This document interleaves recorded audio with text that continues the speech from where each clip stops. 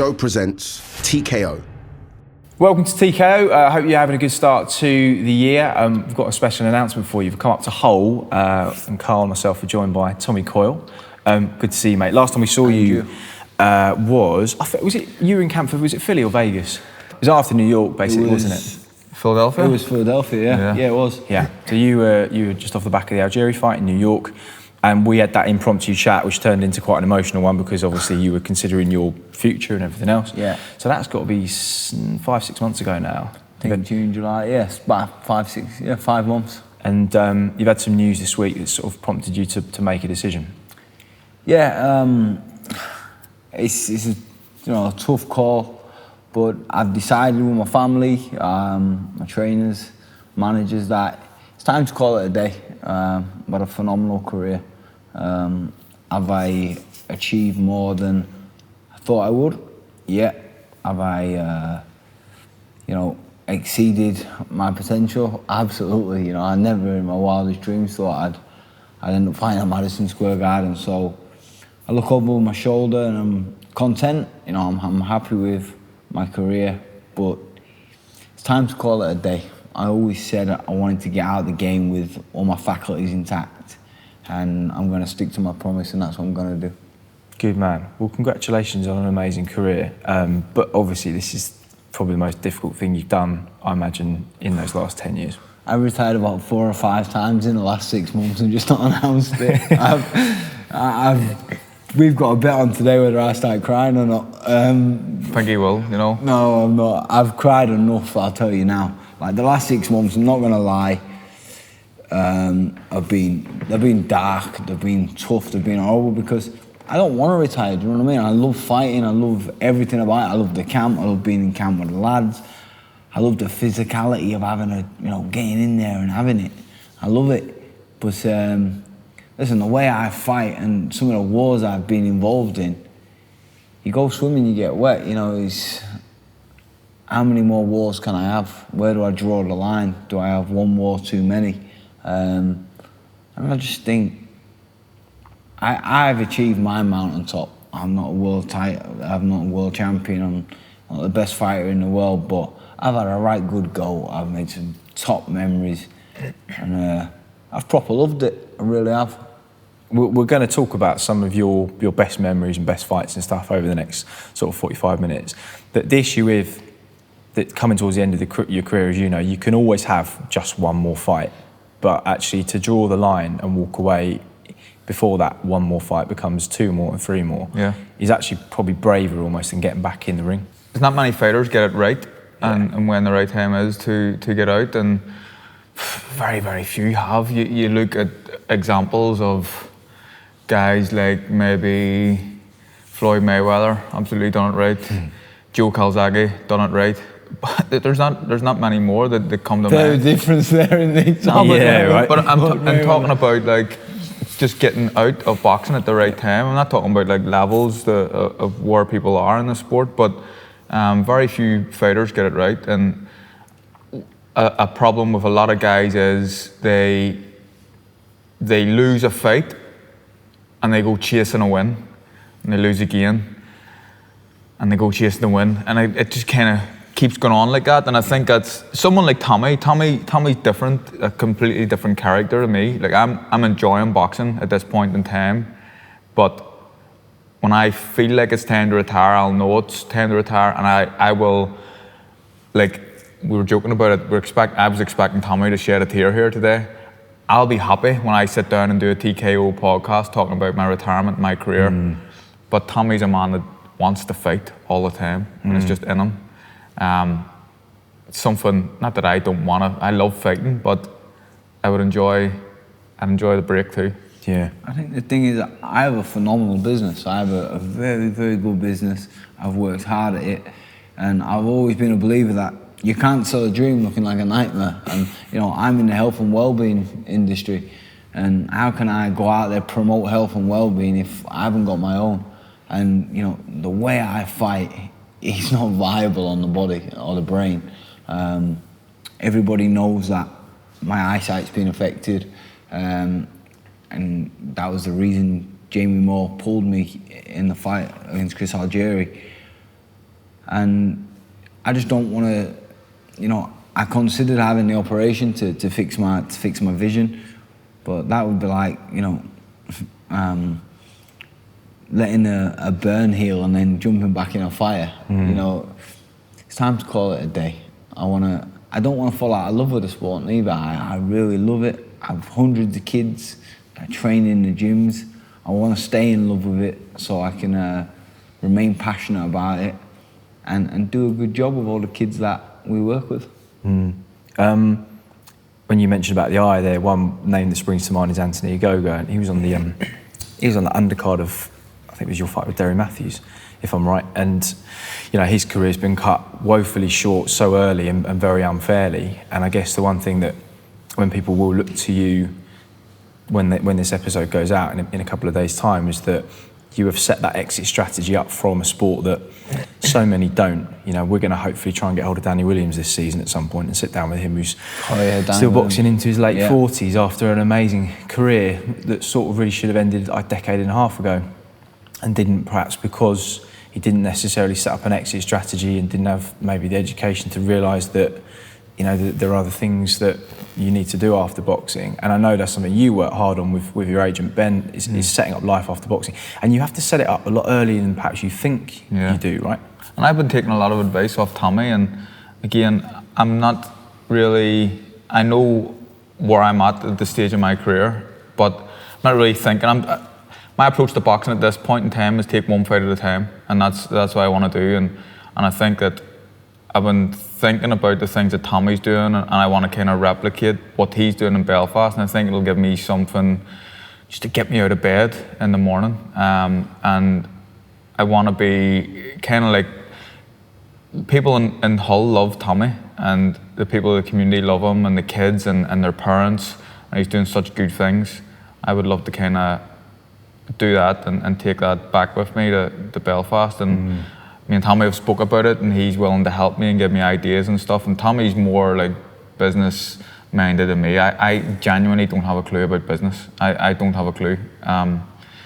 But I'll need to learn. I think I can learn a bit from Tommy. Do you know what, the thing is, I don't have a real clue about business. You do though. I think you're giving yourself discredit. I'm visionary. You know, I'm very, very visual, and I've been very fortunate that I've managed to get the right people on the bus, pardon the pun if people know about the Box Clever program, but I've managed to get the right people on the bus to help me achieve the vision. And you know, it takes brains to want to surround yourself with brains, and I think that's where I have been smart. And I realised, you know, many years ago that everybody has a shelf life, and I knew that I'd only have a certain shelf life, and I did start to plan for after boxing, because, you know, I made all the wrong decisions growing up a young lad could make. I was expelled from school, I come away from school with no GCSEs, no real education at all, really. And, you know, who's to say that I wouldn't have got injured in my first ever fight? What would I have done then? So I was mindful that the boxing was only going to be for so long, and I needed something, one, to stimulate my brain, because I don't think I'm wired up properly, if I'm honest, but two, something to fall back on. Obviously I have a young family, you know, I have three children, 3 boys, a wife, got to support them. And boxing for me has just been a vehicle to go and do some great things in the community and some great things in my business. I thought about this the other day, and I counted how many people are in my team.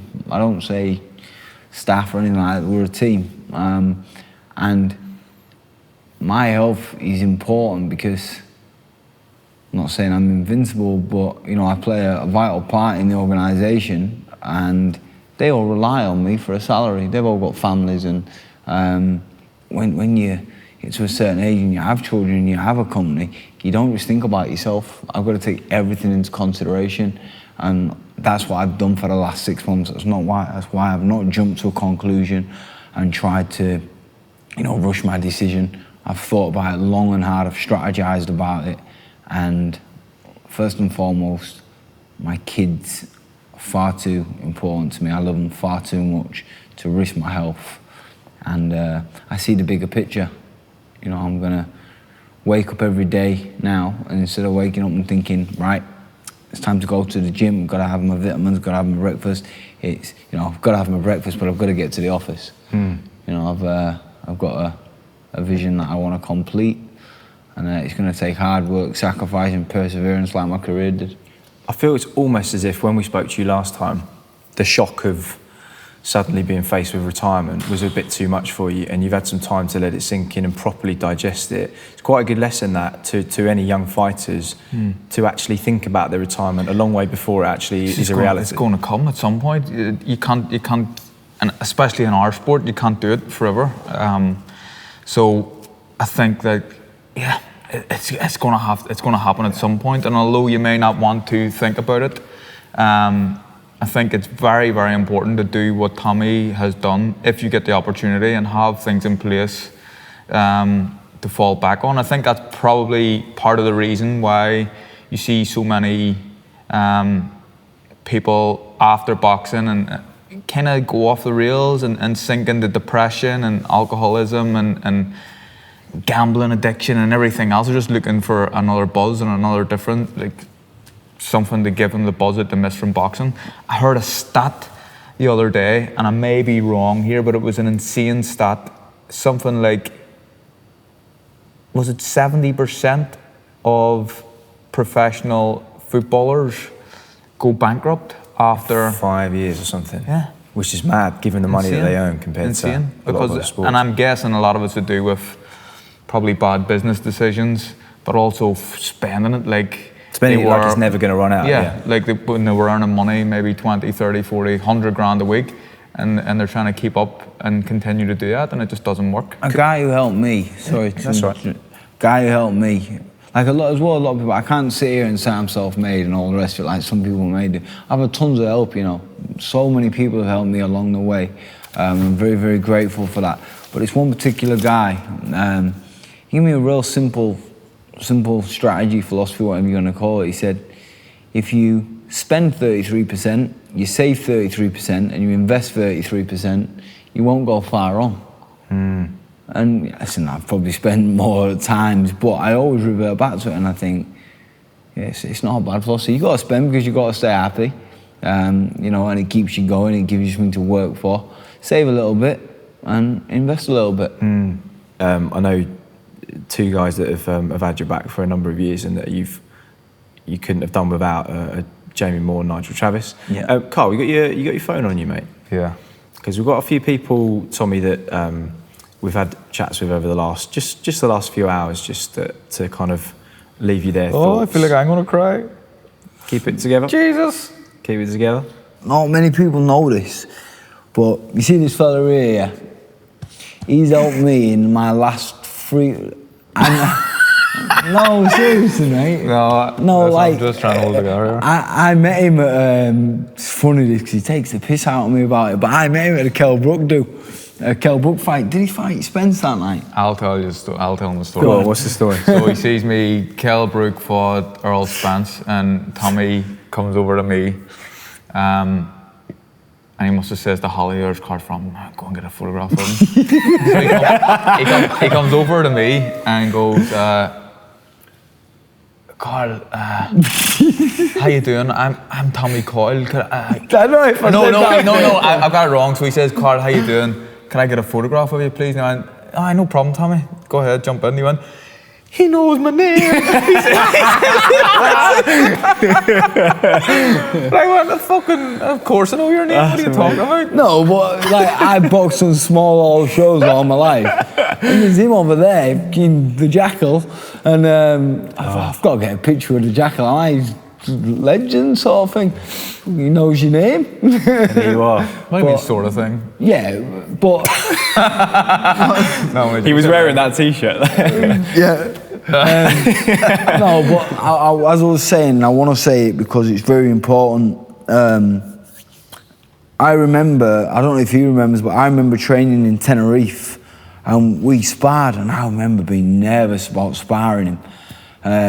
When we got out, he said something to me, I'll never forget. He went, you can box like fuck, you know, Tommy. I went, really, yeah? He went, yeah, he said, why don't you do that in a fight? Because normally I'm seen just throwing haymakers and just trying to land one shot. Yeah.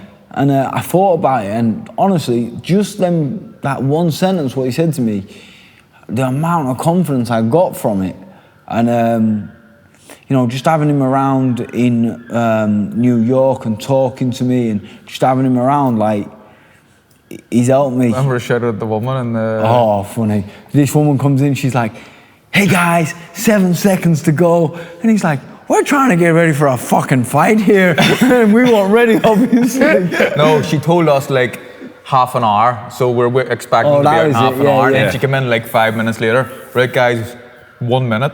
Like, what? He's not even fucking wrapped up. And she came in, get out, everyone. And she was all shouting and making everyone dead anxious. And this guy's getting ready for a fight. So I fucked her out. I told her. But you know what, like, I've met a pal for life in him. Yeah. He's a good bloke. He's a good man to his kids and Christine. He's a bit of me, do you know what I mean? He's a top guy. I love you to bits, mate. Thanks for everything. Likewise, Tommy. Thanks, You're a good man. Just going back to that story quickly. Yeah, I was going to ask you about that. I remember the spar, and I'd thought, I remember the trip in Tenerife, but I thought the spar was in VIP gym. And I remember it was my first time sparring you. And I expected, because of seeing Tommy on the TV, just trying to walk through a hard fucking spar, bull coming in non-stop. And he outboxed me in the spar. I remember thinking, what the fuck? And I got out and it's like, he did a great job and stuff. And I was like, why do you, I didn't even know you could do that. Why do you not fight like that? I get bored. I get bored boxing. I know that sounds pathetic, and to all the boxing people that are probably listening think, I do honestly. I really enjoyed like the physicality of it. Because when you think back to like the Derry Matthews fight, 10th round, and you were so far ahead, you could have actually coasted. I mean, the last couple of rounds. Back out that night, but obviously the thing was, it was like you could have easily just taken your foot off the gas and just boxed the move, yeah. but that's in your nature to I wanted to take him out. Yeah. I did, and I never forget it. Jamie says, right, Derry Matthews is most dangerous when he's most hurt. And I just didn't listen. I went out there and I felt like I could get him out there and really, you know, seize the moment, seize the day sort of thing. And then I can't knock Spark out. Oh, he's a big shot, that. I remember getting up and counting, and the referee's counting me. And I went, why are you, I remember saying to him, why are you counting me? And then I didn't know I'd been knocked out. So that was all the ref needed, really, wasn't it? Yeah, and then he just waved off. We had a chat with Derry last night, and he's got a little message for you, mate. Here we go. Let me get it up. All right, Tom. Do you know, mate, Derry, just want to wish you all the best on retirement, mate. You've had a great career, been in some great fights over the years. I've been in one with you, and I've also watched you along your way, mate. Now it's time to put your feet up, rest up, and spend some time with your lovely family. All the best, champ, and I'll be seeing you very soon. Oh man, fucking hell. You become friends with him since then, right? Oh, he's a top kid, him. But he's coming over in a couple of weeks. You might win this bet here. Oh, this is all engineered, yes. Carl was like, listen, mate, I got 50 quid riding on this. So. Oh, man. How's that make you feel? Sad, like, you know what I mean? Fucking hell. Oh, funny story about that fight. I got paid 12 grand for that fight. And I went to Vegas after it, and I blew it all. And I come back, and I'd not paid my medical bills, so I got a bill for 1,000 quid when I got back, but I'd spent all my money in Vegas. And I phoned my dad, and I said, Dad, can I lend £1,000? I'd just been paid. And I had to lend £1,000 off my dad a week after the fight, because I'd spent it all in Las Vegas. Derry's a good mate of mine. He's coming over in a couple of weeks with all his amateur kids. He's doing a similar thing to what we're doing here. And we're going to have a Hull Select versus his Liverpool Select. It's beautiful boxing that you can knock lumps out of each other in a ring, and then you get a voice note like a video like that. It is. Let's have a listen to a couple of other people. So Nigel Travis, I know he's become a very good friend of yours. He's done a huge amount in the last few years for your career. We had a chat with him earlier on today as well. TC Top Cat Tommy Coyle. Happy retirement, mate. thank you for allowing me to be part of your journey. Some of the best moments of my life in the sport have been in your corner. Waiting for Debbie Matthews to come to the ring with me, you and Jamie in the ring. Never forget, as we said, and I will never forget. Also being in your corner for Masha Dodds was special for me, was special for you, I hope. But I love you loads. I wish you all the best, Tommy. I want you to have a good, healthy life, and that's the most important thing. Health is wealth. But I'm out in Tenerife now, so I haven't got to babysit you or that diddy Carl Frampton. So I enjoy everything about retirement while I hit the sun, sunbeds and all that. Love you loads, Tom. Enjoy retirement and all the best. We were talking about this man on the way here, weren't we? I said he's a good man, he's Nigerian. I didn't even know you had done this, and thank you, by the way. You'll have to see. I don't. Oh, all right. Yeah. my idea, Carl. It's not about Carl. Carl did the legwork, yeah. Do you know what? Like, Nigel's a good man. He'd drop anything at 10 minutes notice and come pick you up from an airport or do whatever. He's a very, very good person. He'd give you his last pound, he would. And Selfless, Nigel's better, most selfless man I know. He is. And Jamie was over, when I won that Commonwealth title, Jamie was over in Belfast with Carl for the fight, and Nigel was with me. And yeah, we've got you see, it was a good night, that. It really was. Is this helping? Do you think this kind of helps to put a full stop on things, or is it making it a little bit difficult? No, it's closure. Listen, if I'd have done this before Christmas, I couldn't have done it. I genuinely couldn't. Yeah. I've been in some holes over the last 6 months, bad holes, crying all the time. Because it is hard, honestly. It's been my best mate for 25 years, this game.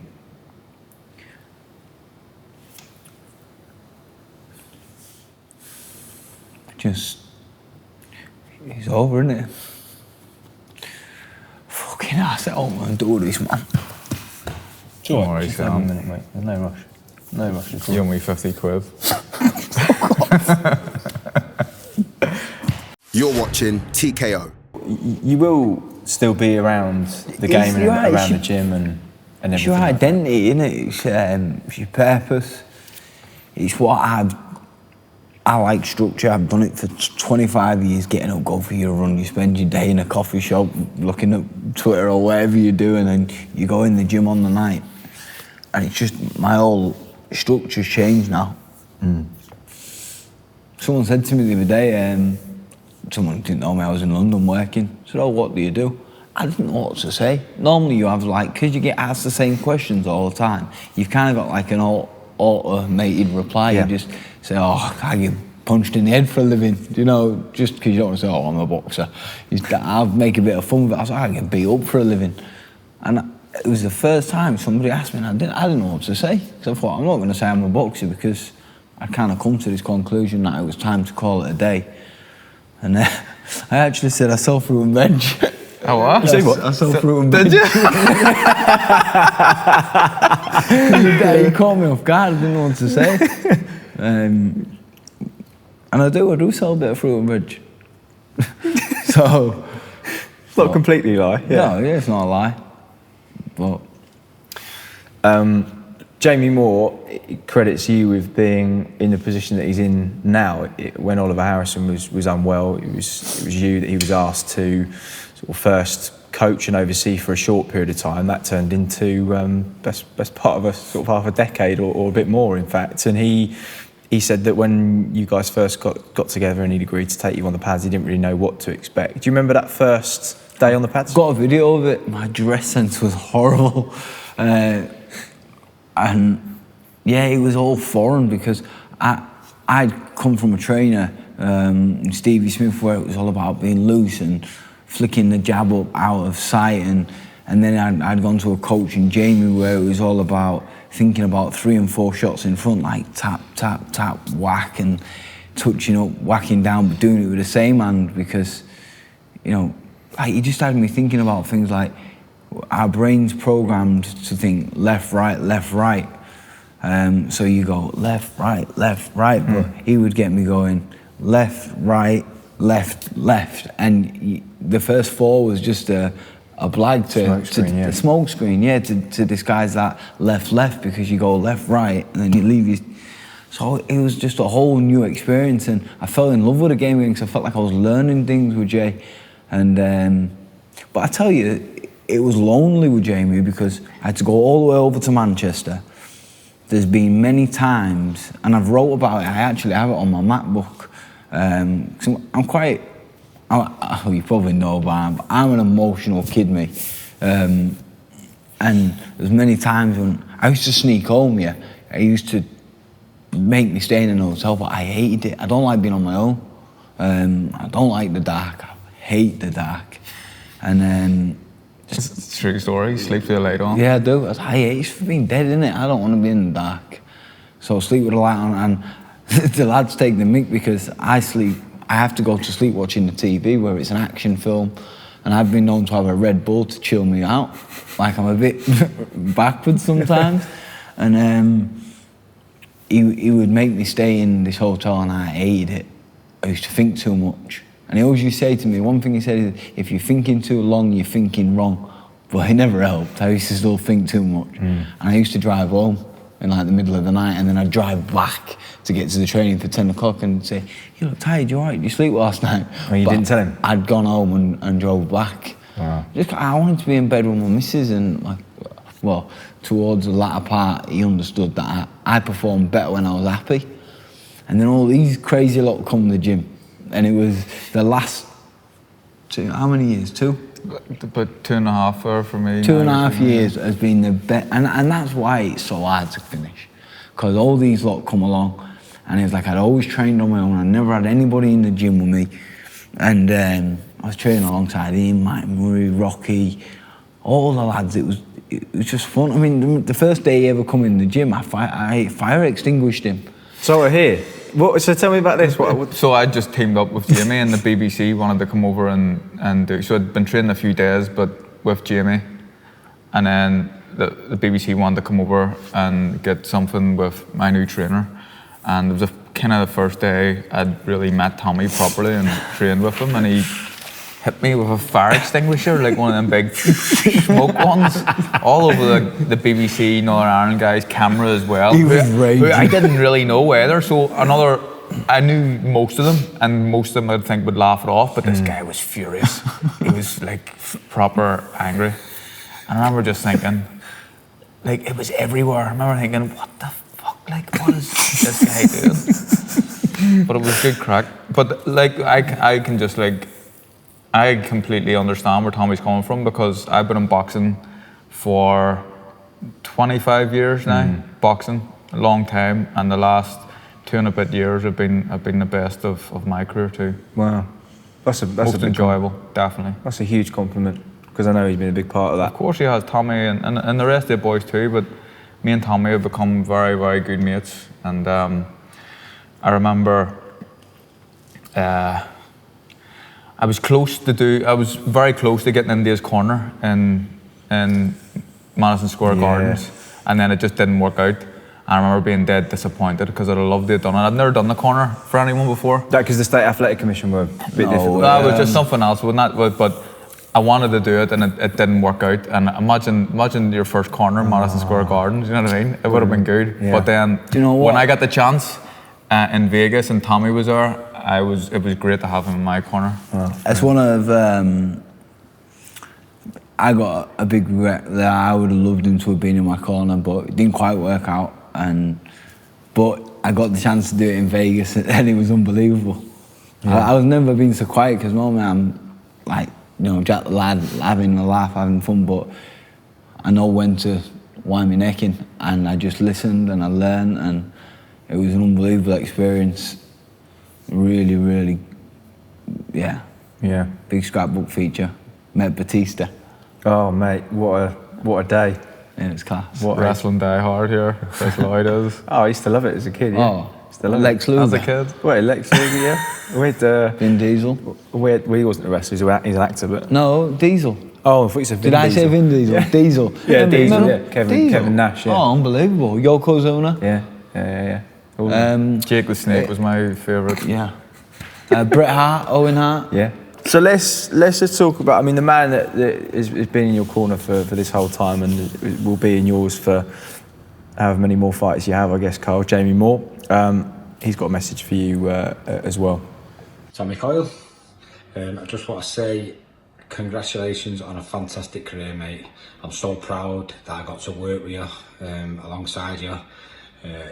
I want to say thank you for everything what you've done for me. I don't think you realise that you asking me to help you out and sticking along over the last 6 or 7 years has put me in a position where I can now enjoy boxing the way I'm doing it, and a lot of that's down to you. So thank you.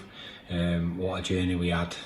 I'll never forget the nights we've had, and you should be proud of yourself because people will remember you for years to come, for the fights you was involved in, the person you are, the amount of people's pants you pulled down, and more importantly for being a good person. You've done a lot for your community, so you should be proud of yourself. So enjoy retirement, get the slippers out, and I look forward to seeing you in the corner with us now, helping out instead of on the other side of the ropes.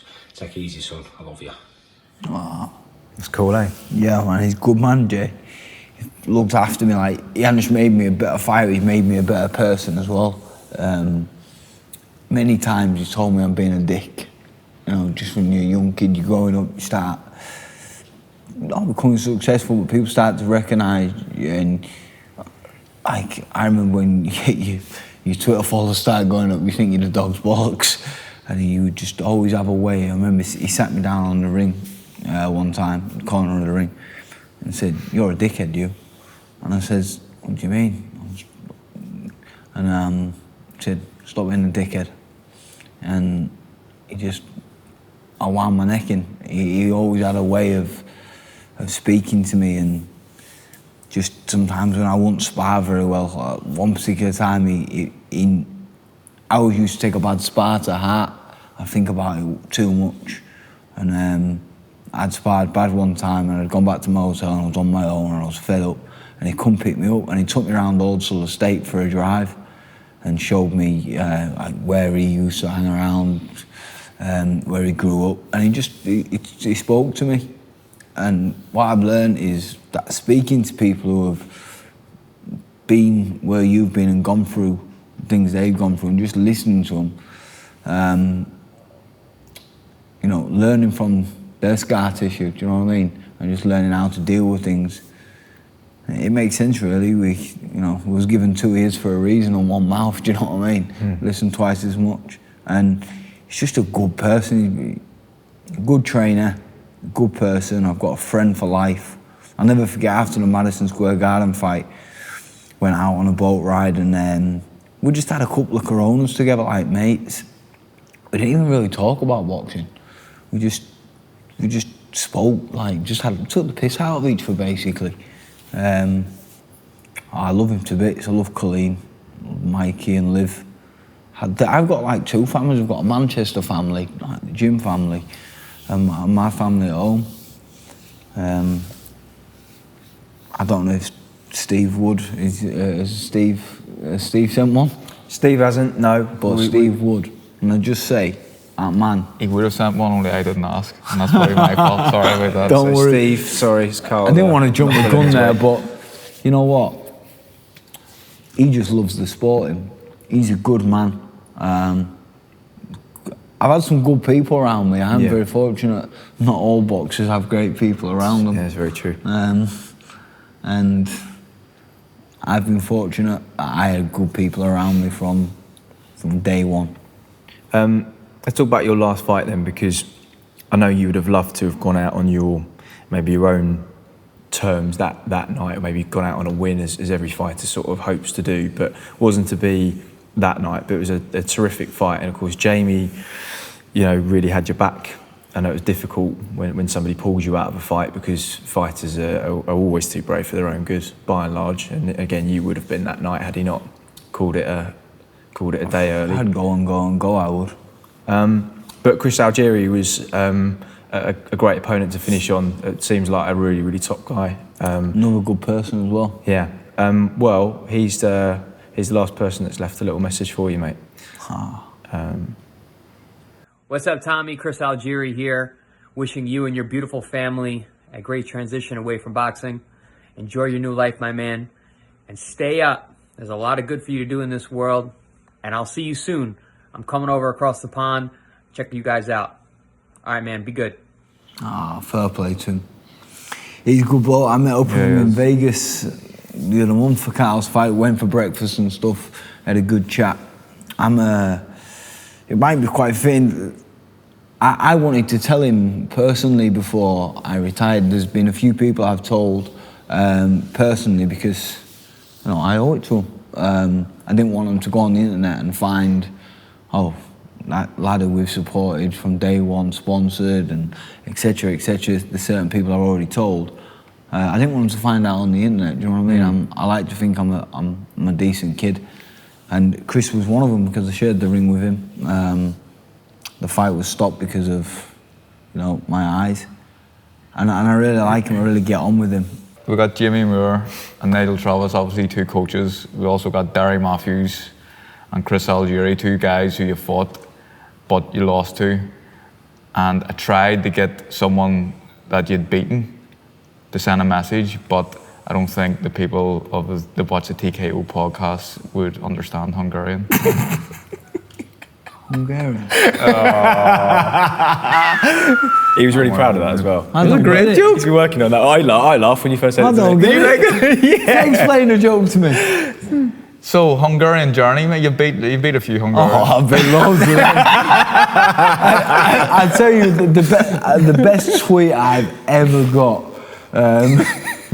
was from Curtis Woodhouse. He said, newsflash, Tommy Coyle has retired. This was maybe like 8 years ago. Yeah. And he says, reason being, his trainer Stevie Smith has ran out dead bodies under the ring for him to fight. And cheers, mate. Yeah, when I look back, I thought, but you know what? Fair play to all them Hungarians and the usual suspects. They bring you through and they teach you your trade. And I've fought a few. I just want to mention something because there's one bloke not mentioned. We no longer train together, but Billy Dawson, thanks for all your input and your services in training camp. Appreciate them. Good man.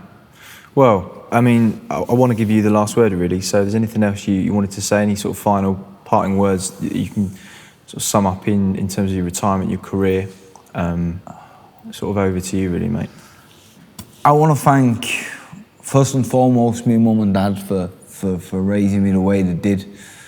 My dad's my best mate in the world. Dad, I love you to death. Thanks for raising me hard and resilient, and I know all them things you threw at me as a kid, not physically, but them things, the challenges you threw at me was to make me the man I am today. And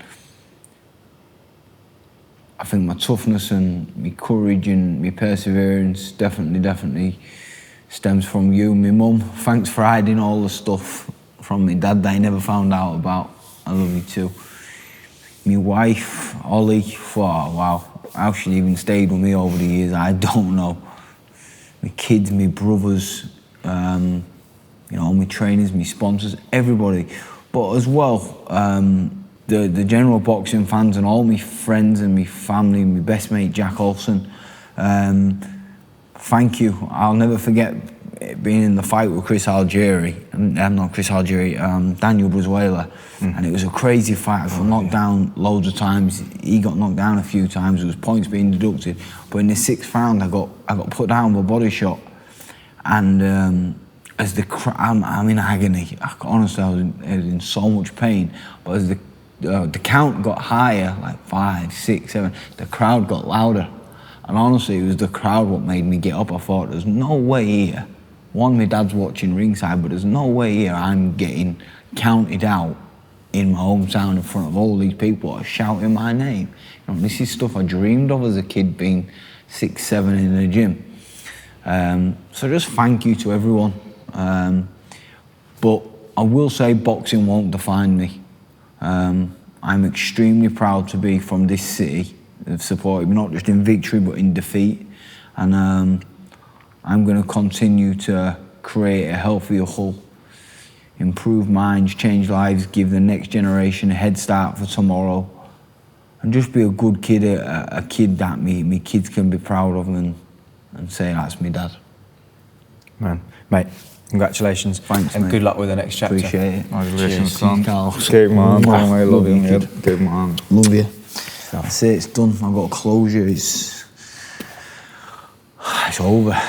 And breathe. It's been hard, you know, fucking hell, that how it was.